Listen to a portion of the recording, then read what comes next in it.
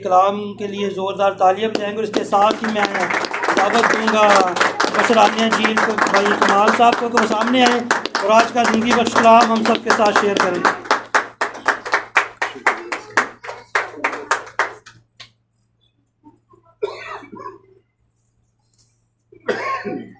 शुक्रिया भाई वकार, खुदावंद आपको भी बरकत से मालामाल करे। तशरीफ़ रखें। सबसे पहले सबको मेरी तरफ से बहुत बहुत सलाम। मैं शुक्रगुज़ार हूँ कि खुदावंद की खिदमत में मुझे मौका मिला ताकि इस कलाम को जो आज मैं बयान करने को हूँ, ये बड़े मसले मसाइलों से निकलने का हल बनना है आपके लिए। और ये बड़ी बातें हैं जो आपने सीखनी है रूह से, खुदा की तरफ से, ना कि इस नाचीज़ कलाम करने वाले कमाल की तरफ से। आए हम वक्त को गनीमत जानते हुए खुदा का कलाम पढ़ेंगे। हम निकालेंगे यकूब रसूल का आम खत, उसका पहला बाब और उसकी पहली आयत से लेके 4 आयत तक हम तलावत करेंगे।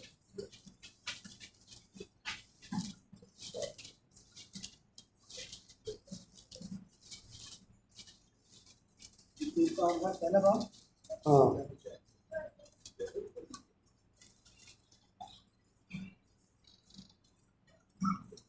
खुदा के और खुदावंद यीशु मसीह के बंदा याकूब की तरफ से उन 12 कबीलों को जो जा बजा रहते हैं सलाम पहुँचे। ऐ मेरे भाइयों, जब तुम तरह तरह की आजमाइशों में पड़ो तो इसको ये जानकर कमाल खुशी की बात समझना कि तुम्हारे ईमान की आजमाइश सब्र पैदा करती है, और सब्र को अपना पूरा काम करने दो ताकि तुम पूरे और कामिल हो जाओ और तुम में किसी बात की कमी ना रहे। आमीन। सब अपनी आंखें बंद। कदूस कदूस मेहरबान आसमान का, हम तेरे सुंदर कदमों में आते हैं।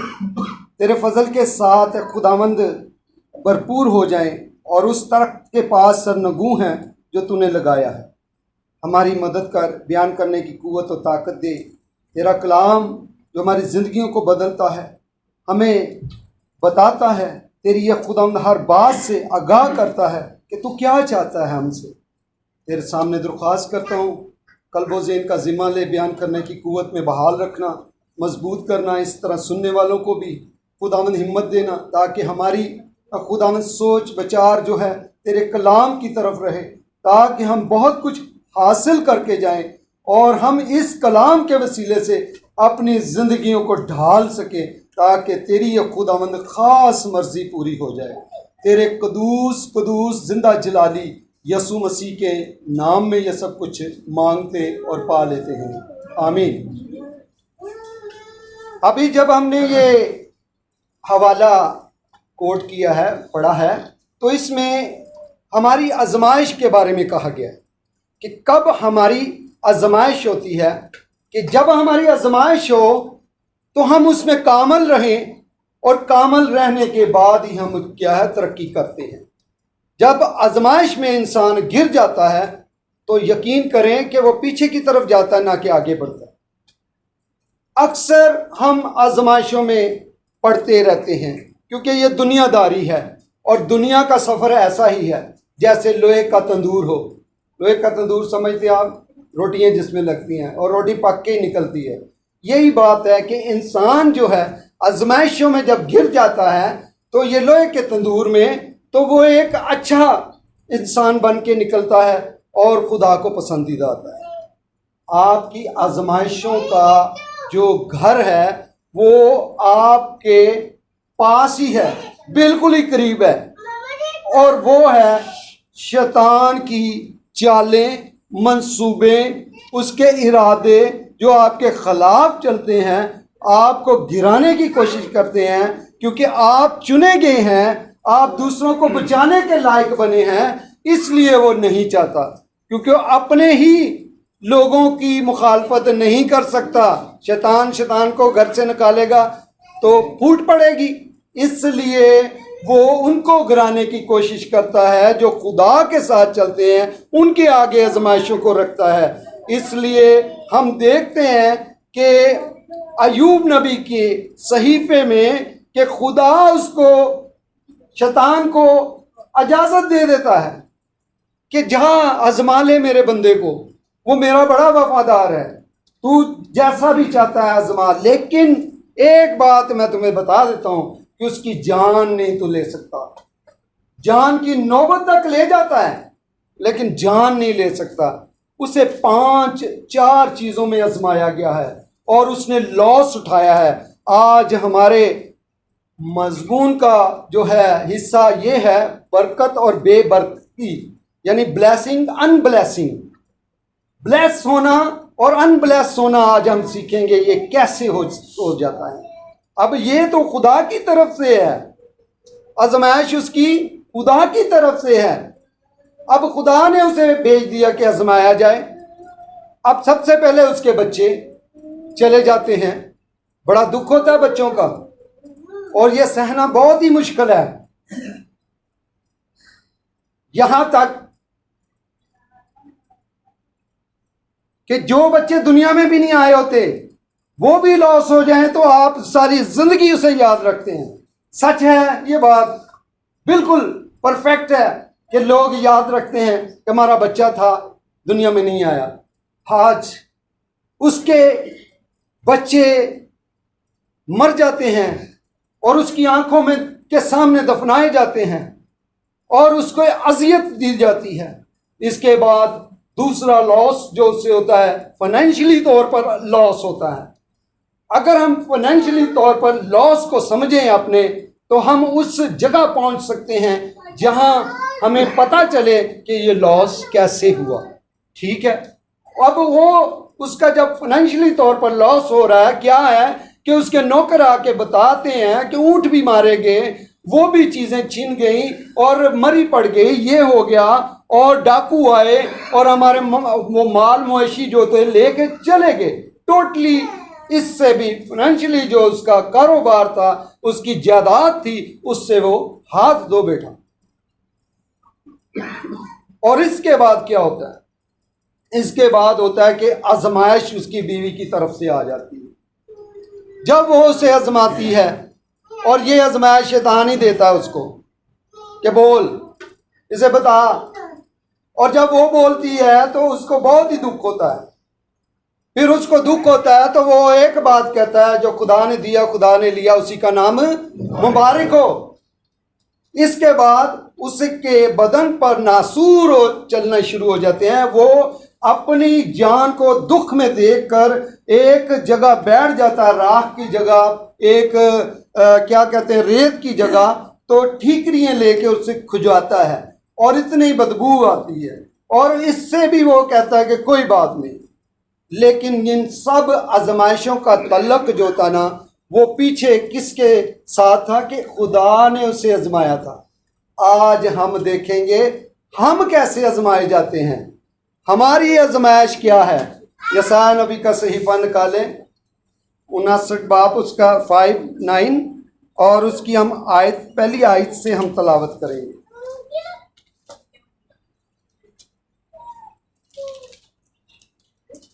देखो, खुदावंद का हाथ छोटा नहीं हो गया तो बचा ना सके, उसका कान बारी नहीं कि सुन ना सके। बल्कि तुम्हारी बदकारी ने तुम्हारे और तुम्हारे खुदा के दरमियान जुदाई कर दी, और तुम्हारे गुनाहों ने उसे तुमसे रुकोश किया। ऐसा कि वो नहीं सुनता कि तुम्हारे हाथ मुंह से और तुम्हारी उंगलियां बदकारी से मलूदा हैं। तुम्हारे लब झूठ बोलते और तुम्हारी जुबान शरारत की बातें बोलती। आमीन। अब ये जो आजमाइश इंसान पर आती है, उसके अपने बहुत से किए पर है, बहुत सी बातों पर है, बहुत सी मुश्किलों में जब इंसान खुद से अपने हाथों के किए से आजमाया जाता है, तो ये होता है उसके साथ। कि खुदा उसे क्या करता है, छोड़ देता है, पीछे हट जाता है। दाऊद नबी को देखें कि दाऊद नबी से जब खुदा जुदा हुआ, उसकी बहुत सी बातें हैं, अगर बयान करूं तो बहुत लंबा ये मजमून हो जाएगा, और जिसकी वजह से खुदा दाऊद से जुदा हो गया और उसकी ब्लेसिंग जाती रही। अनब्लेस होने की वजह से वो रोता है, चिल्लाता है, और फिर वो खुदा को औलाद के बारे में भी ऑप्शन देता है। क्या देता है? खुदा चाहता है कि मैं अब दाऊद तुझसे अपना घर नहीं बनवाऊंगा, तेरी औलाद से बनवाऊंगा, और तेरी औलाद ये नहीं जो तुम्हारे पास बेटा है, बल्कि कौन सा बेटा? वो सुलेमान की तरफ इशारा करता है। तो वो बेटे को क्यों? लेकिन दाऊद क्या करता है? खुदा को ऑप्शन देता है। ये हमारे ऑप्शन जो है ना, यही हमारी दुआ को रोकते हैं। जब हम दुआ कर देते हैं तो हमारे पास ऑप्शन आने शुरू हो जाते हैं। ठीक है, जब बच्चा जिद करता है मैंने एक ही चीज़ लेनी है, वही लेनी है, तो वो माँ बाप कहते हैं इसने लेके ही छोड़नी है। जब आप दुआ करते हैं खुदा के सामने तो वही दुआ पर कायम रहें, ऑप्शन ना लें। जब आप ऑप्शन लेंगे, खुदा कहेगा ये दुआ जो कर रहा है इसने खुद ऑप्शन चूज कर लिया है, मैं इसकी क्यों सुनूं? ये तो खुद कह रहा है, अगर खुदा ये नहीं करेगा तो मैं ये ऑप्शन है कर लूंगा। इसलिए बी प्लान खुदा के सामने कभी भी नहीं आ सकता। वो सब कुछ करने में कादर है। जो आपने कह दिया, दुआ कर दिया, उस पर कायम हो जाए। खुदा सब कुछ करने में कादर है और अजीम खुदा है। वो कहता है मूसा, क्या मुझसे कोई काम दरेक नहीं हो सकता? मैं कादर मुतलक खुदा हूं, मैं गयूर खुदा हूं, मैं सब कुछ करने में कादर हूं। अब हम सोचते रहे हमारे लिए ये क्यों नहीं हो रहा, वो क्यों नहीं हो रहा। अपने प्लान अपने पास रखें। जो दुआ करते हैं उसको प्लानिंग में ये रखें कि खुदा सब कुछ कर सकता है, उसके सामने ये रखें बात। अब हम देखते हैं कि हिजकिया जब बहुत ही खुदा से दूर हो गया तो उसने गैर कौमों के मबूदों को मानना शुरू किया और फिर उसने उनके मंदिर बनवा दिए। फिर उसने बहुत से ऐसे काम किए तो हिजकिया से खुदा नाराज हो गया, उसकी ब्लेसिंग जाती रही। अब आप अपनी ब्लेसिंग को देखते रहें कि हम अनब्लेस तो नहीं हो गए, हम कहीं गिरे तो नहीं कि खुदा हमसे नाराज है। इसलिए मैं यसाया नबी का सहीफे में से मैंने हवाला दिया कि देखो मेरा हाथ छोटा नहीं हो गया, मेरे कान भारी नहीं कि तुम्हारी सुन ना सके। वो वजह बताता है। आप अपनी वजह ढूंढें उसमें कि हमारे कामों की रुकावट क्या है, हमारी ब्लेसिंग क्यों रुक गई है, अनब्लेस क्यों हो गए हैं, क्या वजह है। इसलिए आप उस चीज को तलाश करें। और हिजकिया ने जब तलाश करने की कोशिश कब की? जब यसाया नबी उसके आस आकर कहता है कि तेरी ये गलती है, तू यहां से गिरा है, तेरी ये खता है, अब तू बचने का नहीं, तू मर जाएगा। लेकिन वो जार जार रोया और खुदा के सामने फरियाद की। खुदा ने उसकी तौबा कबूल की और यसाया नबी को पीछे उल्टे पांव हुक्म दिया, जाके उसको कह कि मैंने तेरी जिंदगी के अयाम बढ़ा दिए हैं। अब उन अयाम में हिजकिया ने जो 15 साल उसके बढ़ गए थे, उसने 3 साल कुछ खुदा के लिए नहीं किया। आप पढ़ेंगे आपको पता चलेगा कि 15 सालों में 3 साल कुछ भी नहीं कर रहा। अब उसे ये है 15 साल मिले हुए हैं, लेकिन उन्हीं दौरान उसे एक बेटा मिलता है, उसका नाम है मेसी। शायद मैं नाम सही ले रहा हूं, उसके बेटे का नाम मेसी था। अब उसका बेटा हिजकिया के बाद बादशाह बनता है और छोटी सी उम्र में है वो, उसकी उम्र ज्यादा नहीं, 13-14 साल में वो बादशाह बन गया है। और ये वो बादशाह जिसने 55 साल तक हुकूमत की है इसराइल पर। 55 साल कम नहीं होते, 5 साल देखिए आप हुकूमत कोई करता है तो बाल बल्ले बल्ले बल्ले बल्ले हो जाती है कि जी ये 5 साल हुकूमत करके गई है ये पार्टी, ये तो बल्ले बल्ले इसकी हो गई। लेकिन वो 55 साल उम्र तक हुकूमत करता है। लेकिन उसके आगे आप काम सुने कि इस्राएल में कोई ऐसा बादशाह नहीं हुआ था जिसने नबियों को मरवा दिया हो, जिसने दुआ गो लोगों को मरवा दिया हो, और जिसने जो है बहुत ही खून बहाया हो। ये वो ही शख्स था बादशाह जो बना, और इसने बहुत ऐसे काम किए जो खुदा को नापसंदीदा हुए। नापसंदीदा की वजह से, उन कामों की वजह से वो निकाला गया और बाबल की असीरी में चला जाता है। कौम को लेके एक शख्स की खता की वजह से, घर में भी एक ही शख्स की वजह से घर पूरा परेशान हो जाता है, और मोहल्ले में भी एक ही शख्स की वजह से पूरे मोहल्ले में पुलिस आ जाती है, सब परेशान। क्या हो गया, क्या हो गया? ये शख्स ने नदी पानी की तरह गलियों में जो था खून बहा दिया इस्राएल में, और इस तरह उसने उन इबादत गो जो लोग थे उनको मरवाया। और फिर खुदा ने किनकी चढ़ाई कराई? फलस्तियों की। खुदा को बहुत गुस्सा आया। फिर सारी उधर से कौम जो थी इस्राएल असीरी में चले गई। खुदा उनको ले गया असीरी में। सुने, बड़े गौर की बात है, खुदा उन्हें ले गया असीरी में और वो भी चला गया। और बाद में क्या करता है, जो असीरी कैद में होता है तो जार जार रोता है, बाप की तरह दुआएं करता है, ऐ खुदा तू मुझे मौका दे दे ताकि जो मैंने मज़हबे अपने बाप के थे बनाए हुए ढाए हैं। क्योंकि उसने 15 साल जो मिले थे, 3 साल छोड़ के बाद में उसने खुदा के काम शुरू किए थे हिजकिय्याह ने। तो वो कहता है कि जो मैंने काम किए बुरे किए, गैर कौमों में जाकर शादियाँ की और बहुत से ऐसे काम ना ग्रेस किए, तो मैं माफ़ी मांगता हूँ। उसकी दुआ वहाँ कबूल हो जाती है।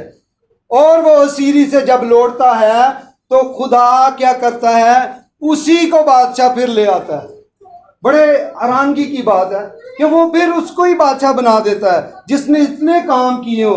और खुदा तवक्कुआत रखता है कि अब ये मेसी जो हिजकिय्याह का बेटा, ये वो काम नहीं करेगा जो मैं नहीं चाहता, ये वो काम नहीं करेगा जो नापसंदीदा मेरे, ये वो काम नहीं करेगा जो मारे, इतने लोग मरवाए, ये सब कुछ।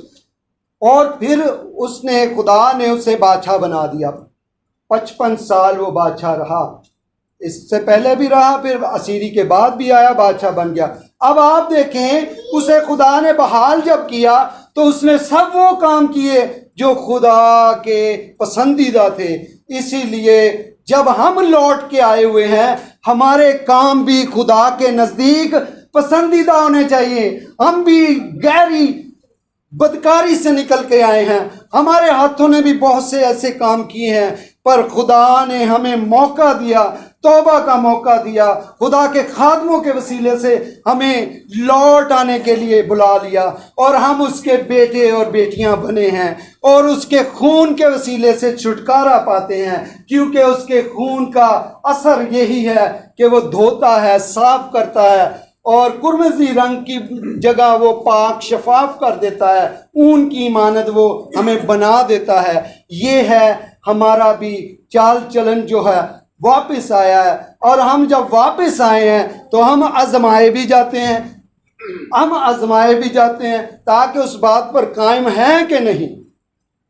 साउल बादशाह को ले लें। मैं इसलिए आपको माजी के बादशाहों के बारे में हवाल बता रहा हूँ ताकि हमारे ईमान की मजबूती हो, ताकि हमें पता चले कि खुदा क्या क्या उनके साथ करता रहा और बाद में उनको क्या क्या उनको मिला और बाद में कैसे हमारे ईमान की मजबूती बन जाती है।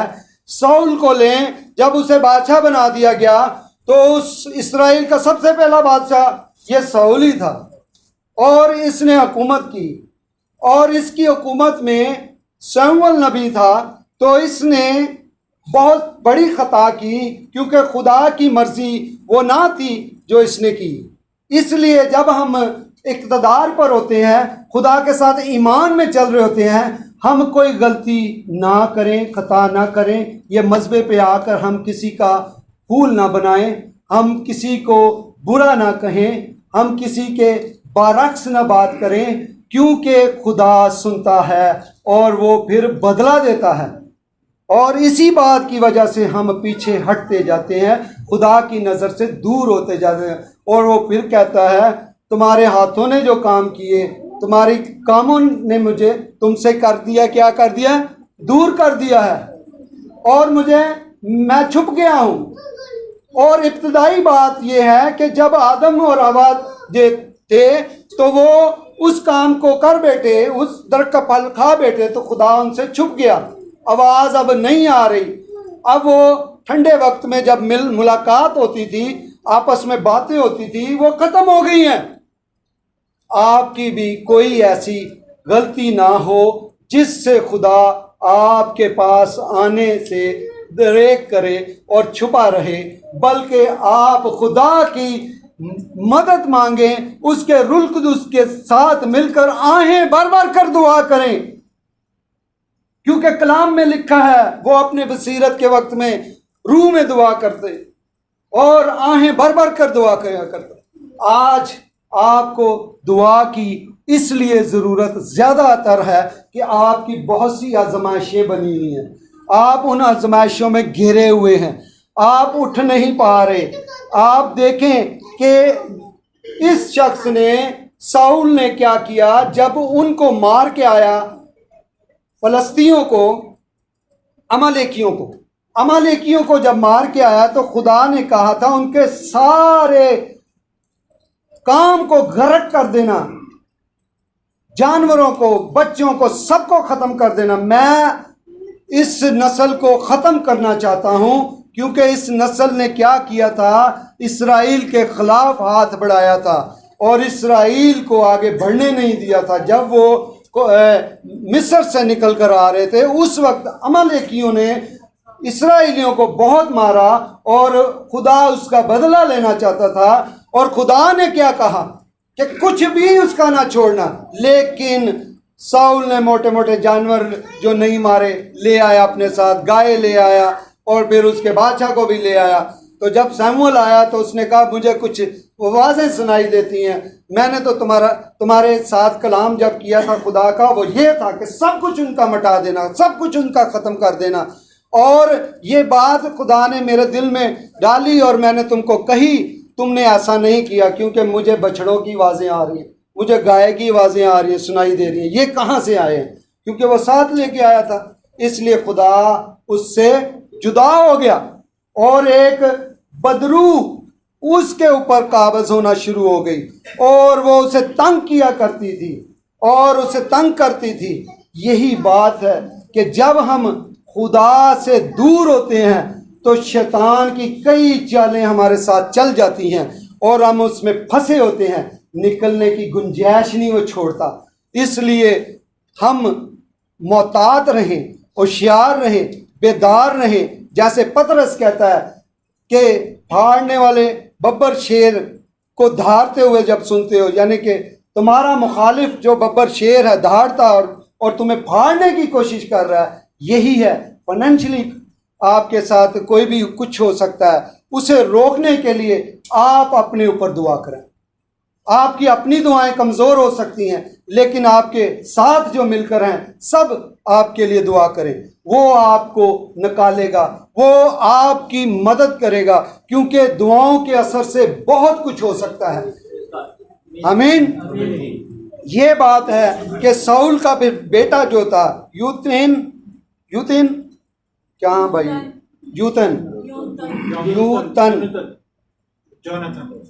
जोनाथन इंग्लिश जोनाथन जो था, ये साउल का बेटा था।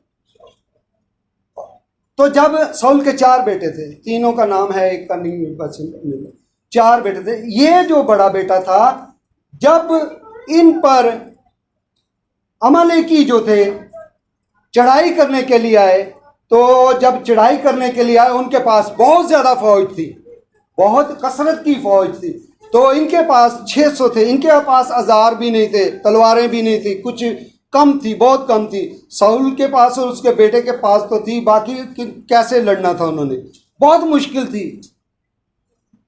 और ये कुछ नामुमकिन सी बात नजर आ रही थी कि आगे वाली जंग को कैसे जीता जाए, उन लोगों पर गालिब कैसे आया जाए। अब ये बैठे सोच रहे हैं और साउल अपने ही तरफ से फरमान दे रहा है कि कोई खाए पिए ना और जंग के लिए तैयार रहे, रोज़ा रख ले। क्या ऐसा हो सकता है कि जंग के लिए जाया जाए तो रोज़ा भी रखा हो? और लोग तो आगे पहले परेशान थे कि इतनी फौज के सामने हम कैसे लड़ेंगे।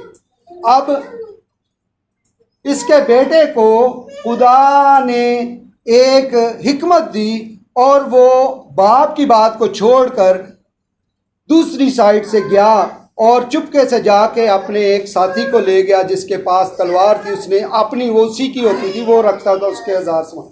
जब लेके गया तो वहां जाकर देखा कि पहरेदार थे, वो उनके ऊपर उसने चढ़ाई कर दी। 20-30 आदमी उनके मार दिए एकदम। और खुदा ने क्या किया इस प्लान में, एक ऐसी आंधी चलाई, अंधेरी चलाई और बड़ी खतरनाक थी। वो अपने ही लोगों को, उनको नज़र ही नहीं आ रहा था। उन्होंने समझा कि शायद ये जो है इसराइली हमारे ऊपर चढ़ आए हैं, और इतनी गहरी बात थी कि वो चढ़ आए हैं और मारना, उनको अपनों को ही मारना शुरू कर दिया। ये है उसके बेटे का एक प्लान था। और उसने कहा कि बाप ने जो बनाया कि हम बैठे रहें ऐसे ही, अब हम मरने के लिए तैयार रहें। उसने अकेले ने जाकर, एक सिपहसालार उसके साथ था, अकेले ने जाकर ये काम किया और खुदा उसके इस काम से बहुत ही खुश हुआ कि उसने ये चढ़ाई की है, उसने ये काम किया है। हम डिसीज़न लेने में बहुत कोताही करते हैं, हम इब्तदाई कदम उठाने में बहुत कोताही करते हैं। जब हमें पता चल जाता है कि खुदा क्या चाहता है तो हमारे पाँव पीछे पीछे जाते हैं। नहीं, ऐसा नहीं होता, ऐसा हो सकता है, ऐसा हो सकता है। पतरस क्या कहता था, ऐसा कर लेंगे, ऐसा हो जाएगा, तू नहीं मारा जाएगा, मैं नहीं चाहता कि तू स्लीप उठाए, दुख उठाए।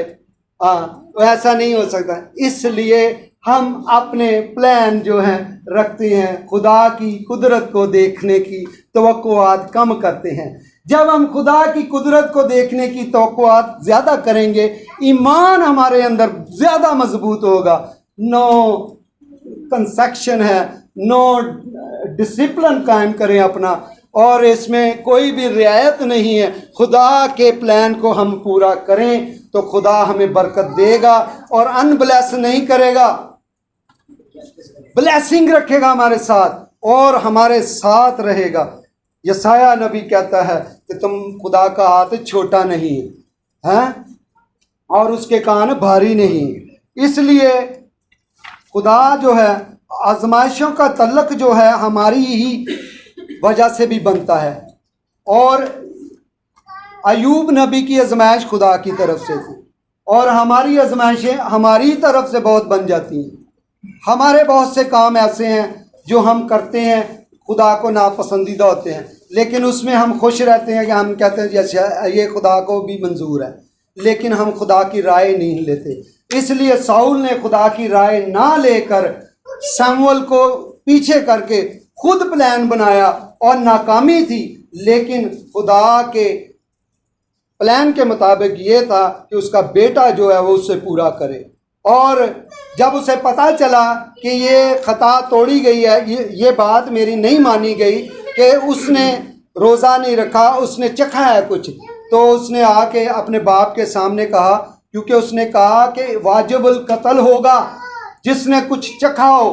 तो उसने कहा मैं बाप, मैंने शहद थोड़ा सा चखा था। तो सारी कौम ने कहा कि इसी की वजह से तो हमने जो है गालिब आए हैं, इसकी वजह से गालिब आए हैं, तो तू इसको माफ़ कर दे। ये है खुदा का प्लान। जब आप खुदा के प्लान पे चलते हैं तो दुनिया वाले भी आपको रिहाई दे देंगे, छोड़ देंगे, आप बरी हो जाएंगे।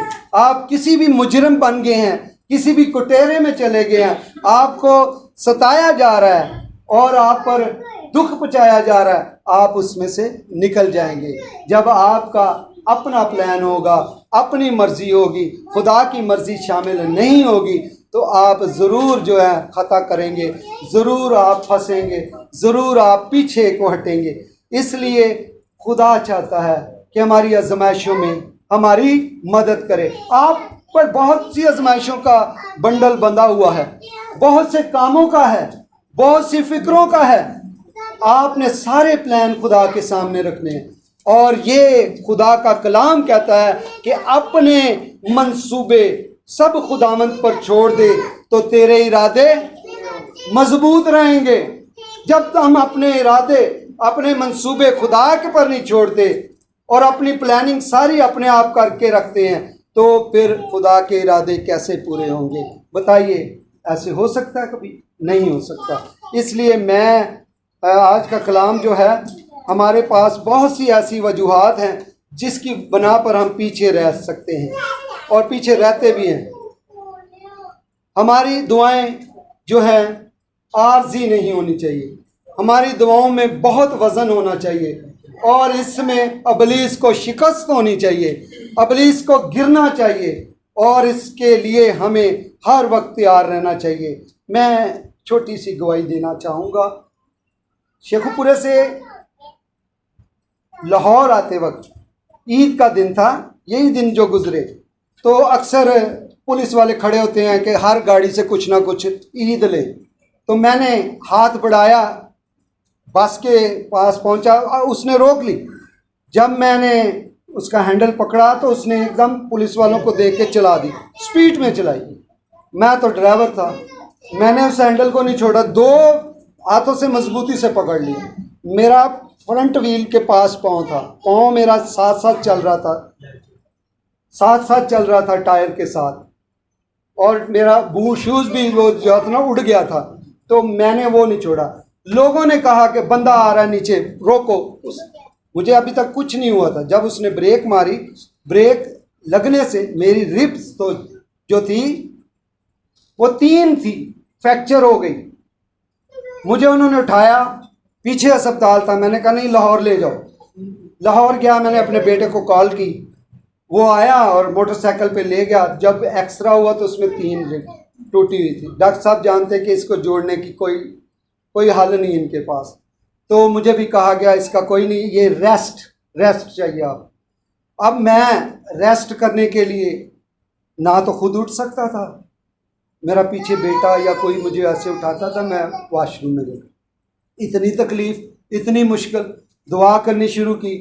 खुदावंद किस बात से, कौन सी खताएं, कौन सी बातें, सब याद आएंगी आपको। जब आप मुसीबत में गिर जाएंगे आपको सब कुछ याद आना शुरू हो जाएगा। जब आप मुश्किलों में पड़ जाएंगे आप सब कुछ जानना शुरू हो जाएंगे। आप दूसरों को दोषी न ठहराएं, दूसरों को आप उज़र ना उनके ऊपर लगाएं, क्योंकि अपने हवाल पर गौर करें। ये अपने हवाल पर गौर नहीं कर रहा था सैमुअल, ये अपने बेटे को मुजरिम बना रहा था। अपने हवाल पर गौर कर कि तुमने खुदा को नाराज़ किया, ये अपने बेटे को मुजरिम बना। अपने हवाल पर गौर करें, खुदावंद आपको खुद बताएगा। बहुत सी ऐसी बातें थी, मैंने लेट कर जो खुदा के सामने दुआ की कि ये तो डॉक्टर ने भी कह दिया ये तो जुड़ने में 6 महीने लग जाएंगे, तो मैं क्या करूँगा, कैसे मैं जॉब करूँगा, क्या करूँगा। यकीन करें ये अब सुनने वाली बात है। मैं 20 दिन बाद उठ गया और अपने, अब वो कोस्टर थी जिन पिक एंड ड्रॉप मैं देता था, नर्सिंग के हॉस्टल में मेरा काम था, तो मैं स्टीयरिंग पर जाके बैठ गया था और चलाना शुरू कर दी। गाड़ी आना जाना सब कुछ ठीक हो गया। सिर्फ ये बात थी कि मैं फ्रंट दरवाजे से, अपने दरवाजे से बैठता नहीं था क्योंकि बहुत मुश्किल थी, और वो दरवाजे से बैठता था जहाँ से वो पैसेंजर बैठते थे। आहिस्ता आहिस्ता आहिस्ता आहिस्ता वो मेरी तकलीफ़ जो थी, मुश्किल जो थी, मेडिसिन खाने से भी मैं कहता हूँ नहीं हुई, ये खुदा के जलाल की वजह से हुई है, खुदा के रहम के वसीले से हुई है, खुदा के फजल के वसीले से हुई है। इसलिए जो भी तकलीफ़, दर्द आप अपने ऊपर महसूस करते हैं तो अय्यूब नबी को याद करें कि वो भी आजमाइश में पड़ा था, उसके बदन में भी बड़े सुराख हो चुके थे, पस निकलती थी, लेकिन वो खुदा से दूर नहीं हुआ था। आप खुदा से दूर नहीं होंगे, हर बीमारी में आप शफा पा जाएंगे, आप गालिब आ जाएंगे, आपको कुछ भी नहीं होगा। और ये अय्यूब नबी जो है ये इसीलिए ईमान में मजबूत रहा और सब्र वाला बाप बना। आज तक दुनिया जो है, कलाम पढ़ने वाले लोग हैं उसे सब्र का बाप कहते हैं, और इब्राहिम को ईमान का बाप कहते हैं। उसमें ने भी अपनी ईमान में कोई भी कमज़ोरी नहीं, होने दी और ईमान में कायम रहा। खुदा जो कहता है वो कर सकता है। ये नहीं देख रहा था कि मैं 90 साल का हूँ, ये नहीं देख रहा था कि मेरी बीवी जो है 90 साल की हो, मैं 100 साल का हो रहा हूँ। ये नहीं उसने सोचा। उसने सोचा खुदा सब कुछ कर सकता है। इसलिए यही बात को देखकर मैंने कहा खुदा जोड़ सकता है। अगर कोई नहीं जोड़ सकता तो खुदा जोड़ेगा इसको, और खुदा ने ऐसे ही किया। आमीन। ये गवाही है। और मैं जिंदगी में इस बात को महसूस करता हूँ कि जहाँ कहीं भी जाऊँ तो खुदा की पासदारी करूँ और उसकी खिदमत के लिए तैयार रहूँ, और फिर क्या है, खुदा के नाम को इज्जत दूँ और उसका जलाल अपने ऊपर ठहरा हुआ देखता रहूँ और तमाम मुकद्दसों पर देखता रहूँ। इसी में हमारी ज़िंदगी की जो है ज़रूरत है, और हमारी ज़िंदगी का अख्ताम भी जो दुनिया में है वो होने वाला है। अब आखिर में मैं बताता हूँ कि इंसान के अपने किए पर तवक्कुआत कम रखनी चाहिए, खुदा की मर्ज़ी को ज़्यादा तरजीह देनी चाहिए। इसलिए जब आप कोई भी आप काम करते हैं तो उसमें ब्लेसिंग की ज़रूरत है। आपको ब्लेस होना बहुत ही ज़रूरी है, क्योंकि शैतान आपकी तरक्की को रोकता है, आपको नीचे लाना चाहता है, घेरता है और गिराना चाहता है, बहुत से लोगों के सामने आपको शर्मिंदा करना चाहता है। इसलिए आप जो है बढ़ें और खुदा की ब्लेसिंग को महसूस करें। क्या खुदा मुझसे बात करता है? क्या मैं उसकी बात को सुनकर उसको पूरा करता हूँ? क्या उसकी इबादत को मैंने बराबर जारी रखा हुआ है? क्या उसके हकामात को मैं मान रहा हूँ? क्या मेरी बातों से किसी को नुकसान तो नहीं हो रहा? क्या मेरी बातों के वसीले से कोई डिसहार्ट तो नहीं हो रहा? यही बात है कि हमारे मकालमात जो हैं, हमारे जो मुंह से निकलते हैं, ये भी हमें मुजरिम ठहरा देते हैं, ये भी हमें गुनाहगार ठहरा देते हैं, और इसकी वजह से भी हम खुदा की बख्शिश से दूर होते जाते हैं। इसलिए खुदा चाहता है कि हम उसके नज़दीक आएँ, क्योंकि खुदा हमारी नज़दीकी चाहता है और हम भी उसके साथ नज़दीक हों और उससे बरकत पाएं।